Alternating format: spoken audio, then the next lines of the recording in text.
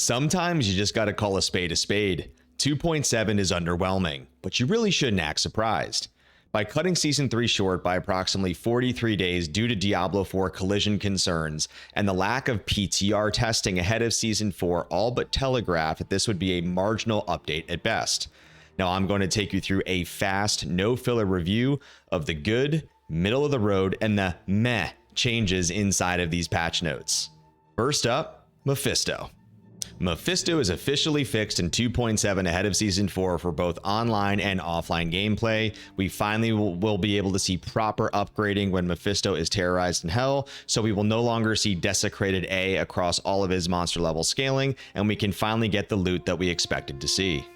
Let's talk about next delay a little bit. We already had an early teaser from Macro Bile Boy and Lucky due to having Inside Baseball being Diablo partners, so I'm not going to spend a lot of time going into the mechanics of next delay, and I also made a video on it prior that you can check out on my channel. But really the aggregate takeaway here, if you're reading this for the first time, is that we are moving from a global next delay to a skill function and missile specific modification. What this really translates to in layman is that this is going to dramatically improve the multiplayer gameplay and clear speed efficiency, because you no longer are going to have skills that are overriding one another and ultimately missing those monsters upon being hit. This is also likely going to translate to some marginal buffs to characters like the Fire Assassin, Fire Druid, the NATO Druid, and yes, even the Bladesin. So again, is this a massive revolutionary change? No. Did it have some marginal balancing? Of course it did. But hey, this will improve the gameplay experience overall, so this is a generally positive change. The trappers are continuing to thrive, and onward and upward they go into Season 4 and patch 2.7. At first, it was bringing Sunder Charms to operate with traps, then it was the negative enemy resistance from facets, and now it comes full circle as they bring the damage modifier as well to traps. This is an awesome change. It definitely continues to elevate them into the tiering. And then the big also modification call out was that for the single and offline players, they unfortunately had the passive issue of the negative enemy resistance not functioning properly, and that is explicitly called out in these patch updates, so you also can rejoice moving forward. Now let's shift gears and go over to the middle of the road updates, first starting with the addition of the 4 character slots. Let me just say at the end of the day that some is better than none, so I do definitely appreciate that, and thank you, Blizzard. But where I ultimately see this going is the formula of the death by 1,000 paper cuts or the nuke going off, and right now we are choosing the death by 1,000 paper cuts route.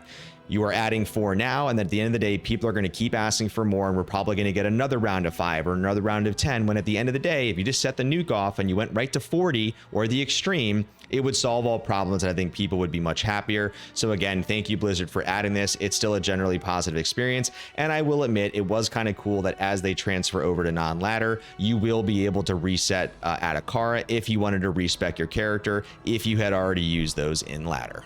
While this wasn't groundbreaking, I must admit that the Metamorphosis quality of life change was okay. So it kind of meets here in the middle of the road. It is a cute little change for Season 4. It obviously makes the experience a little bit better for the Shapeshifter who wants to hit the mark buffs. And also if you're a Barbarian who's rocking Wolf, Howl, or Beast, it also makes a quality of life positive from that vantage point. So hey, we'll take it. Thank you, Blizzard, for adding this. It was a nice addition. If you are a modder, I'm sure you are rejoicing right now. I'm sure many of you may have overlooked the bottom of the patch notes where there was a call out of the increase of the state lines. For me, this is inconsequential because I don't personally mod, but I at least wanted to put this again in the okay changes, because for many, this actually is a elevated change in the modding community. I'm sure there's a lot of excitement around this. This next one is a bit innocuous and fascinating to me, and it has to do with the chat lobby statement. They talk about this automated system being targeted towards kind of peer-to-peer malicious conversations, but what I really think that they were trying to say, and maybe they just didn't want to mention or acknowledge the botting problem, is that we have a massive issue of spamming RMT sites in the lobby, and I believe that is really what they're trying to do here with this change, but I just found the irony and the comedy in it that they didn't really say it. So I don't see this as a hugely negative change. I guess it is positive from that perspective, so we can kind of get rid of all the spamming. Who knows really what this means? I guess we'll see as we get into Season 4, but for me, that closes out the middle of the road. Now, closing us out with the puke of the 2.7 patch notes, I have to first call out what I believe is a little bit of the pot stir in the form of the Bull Kathos update. Now, yes, while I understand they did buff it in 2.4 by adding 10% life leech and 20% deadly strike to the dual sword bonus, probably 5% or less of the barbarian builds even play this. There are far superior uniques, much better rune word frameworks and builds, and also these swords don't exactly drop overly frequently. And so again, I appreciate what they were trying to do with the knockback, but I'm just kind of surprised that of all of the sets that they could have possibly addressed, they could have buffed, or any other element here in the game, this is what they chose to do. Personally, a little bit of a head scratcher.